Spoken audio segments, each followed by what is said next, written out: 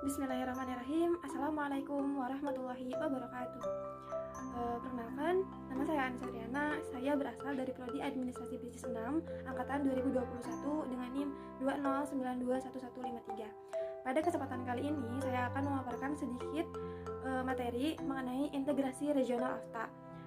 Video ini saya ajukan untuk memenuhi salah satu tugas ujian akhir semester mata kuliah bisnis internasional dengan dosen pengampu Bapak Yogi Oktarian Soekardi Eskom MAB. Baik, untuk slide yang pertama yakni mengenai pendahuluan. Dalam dunia yang semakin terhubung dan kompleks ini, ada satu fenomena ekonomi regional yang menarik perhatian dan memiliki potensi besar untuk mengubah pemandangan bisnis di Asia Tenggara.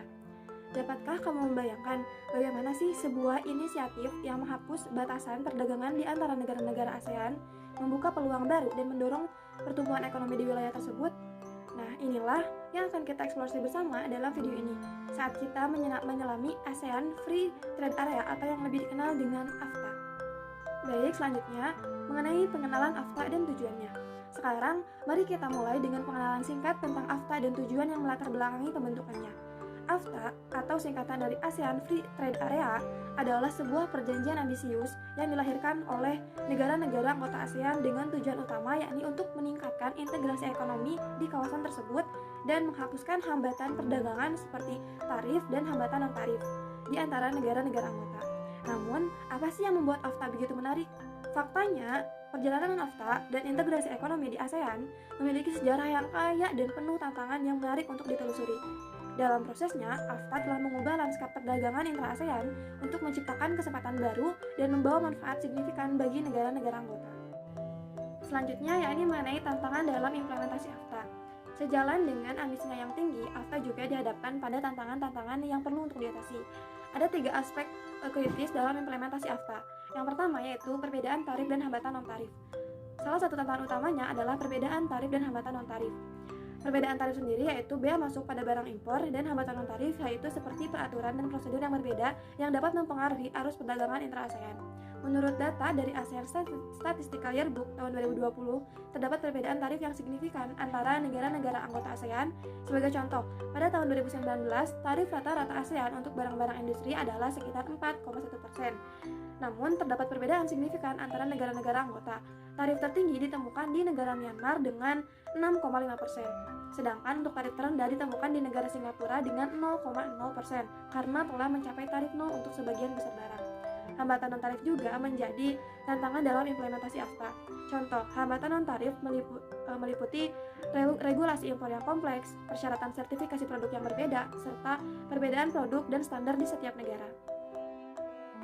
Kemudian yang kedua yakni ketimpangan struktur ekonomi. Ketimpangan struktur ekonomi antara negara-negara ASEAN juga merupakan tantangan yang kompleks.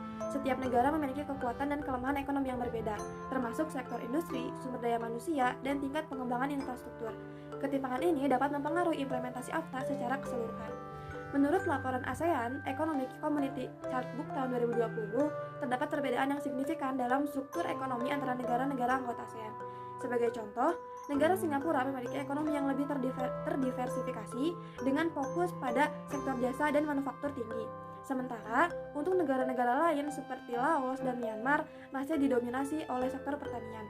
Nah, ketimpangan struktur ekonomi ini dapat mempengaruhi kemampuan negara-negara ASEAN untuk saling menguntungkan dalam perdagangan intra-ASEAN karena perbedaan kekuatan ekonomi dan tingkat kemajuan industri. Kemudian, untuk yang ketiga yakni mengenai persaingan global. Selain tantangan internal, negara-negara ASEAN juga dihadapkan pada persaingan global yang semakin sengit. Bagaimana mereka dapat bersaing dengan negara-negara di luar kawasan yang memiliki keunggulan komparatif tertentu?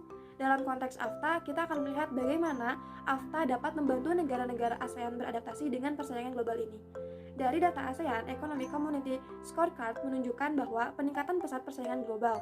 Dalam indeks daya saing global yang dirilis oleh World Economic Forum pada tahun 2021, negara Singapura berada di peringkat kelima secara global, sementara negara-negara ASEAN lainnya menunjukkan perkembangan yang beragam dalam hal daya saing mereka. AFTA dapat membantu negara-negara ASEAN untuk meningkatkan daya saing mereka melalui integrasi ekonomi, akses pasar yang lebih luas, dan kebijakan yang koheren. Submateri yang selanjutnya yakni mengenai manfaat dari AFTA dalam mewujudkan kesejahteraan ekonomi. Namun, tidak dapat dipungkiri bahwa AFTA juga membawa manfaat yang signifikan bagi kawasan ASEAN dalam mencapai kesejahteraan ekonomi. Mari kita eksplorasi 3 manfaat utama yang dihasilkan oleh implementasi AFTA. Yang pertama yakni mengenai peningkatan perdagangan intra-ASEAN. Implementasi AFTA telah menyebabkan peningkatan perdagangan intra-ASEAN yang luar biasa. Melalui data dan fakta yang tercatat, kita dapat melihat peningkatan perdagangan yang mengesankan antara negara-negara ASEAN setelah implementasi AFTA. Peningkatan ini memberikan dampak positif terhadap pertumbuhan ekonomi dan menciptakan lapangan kerja di negara-negara ASEAN. Menurut laporan ASEAN Integration Report tahun 2020, nilai perdagangan intra-ASEAN meningkat secara signifikan dari sekitar 115 miliar dolar Amerika Serikat pada tahun 1993 menjadi lebih dari 609 miliar Amerika Serikat pada tahun 2019. Selain itu, peningkatan ini juga mencerminkan besarnya kontribusi perdagangan intra-ASEAN terhadap total perdagangan luar negeri masing-masing negara ASEAN. Misalnya, pada tahun 2019, perdagangan intra-ASEAN menyumbang sekitar 24% dari total perdagangan luar negeri Indonesia, 24% dari total perdagangan luar negeri Singapura, dan 22% dari total perdagangan luar negeri Malaysia. Kemudian yang kedua mengenai investasi asing langsung atau Foreign Direct Investment (FDI). AFTA juga menjadi magnet bagi investasi langsung FDI ke negara-negara ASEAN. Melalui penghapusan hambatan perdagangan, AFTA telah berhasil menarik minat investor asing untuk memanfaatkan potensi pasar ASEAN yang semakin terintegrasi. Dari data ASEAN Investment Report tahun 2020 menunjukkan bahwa peningkatan FDI di negara-negara ASEAN setelah implementasi AFTA pada tahun 2019 di total FDI di ASEAN mencapai 177 miliar dolar Amerika Serikat, meningkat sekitar 5% dibandingkan tahun sebelumnya. Negara-negara seperti Singapura, Indonesia, dan Vietnam menjadi tujuan utama FDI di ASEAN.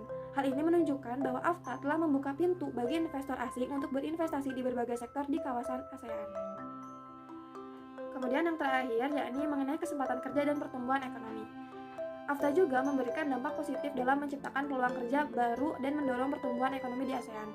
Dengan meningkatnya perdagangan dan investasi, negara-negara ASEAN telah menciptakan lapangan kerja yang lebih banyak dan memberikan kontribusi yang signifikan terhadap pertumbuhan ekonomi regional.